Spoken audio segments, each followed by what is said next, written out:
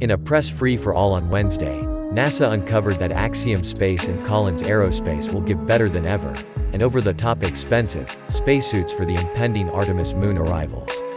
This data is no joking matter, which is the reason eyewitnesses felt somewhat disheartened when neither NASA nor the workers for hire created any genuine symbolism of the fits. Since the declaration, however, we got a sneak look at the Collins suits. Truly? Somewhat fire. The suit, displayed above, and the underneath delivering do give off an impression of being more smoothed out than the marshmallow-esque regalia of space explorers past.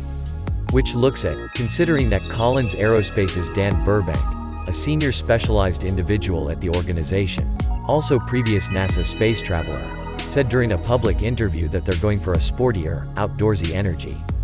Moon climb, anybody? NASA has likewise clarified that the troops being developed should have the option to fit an assortment of body types, as the Artemis 3 landing, anticipated 2025, will be a significant second for variety in space travel.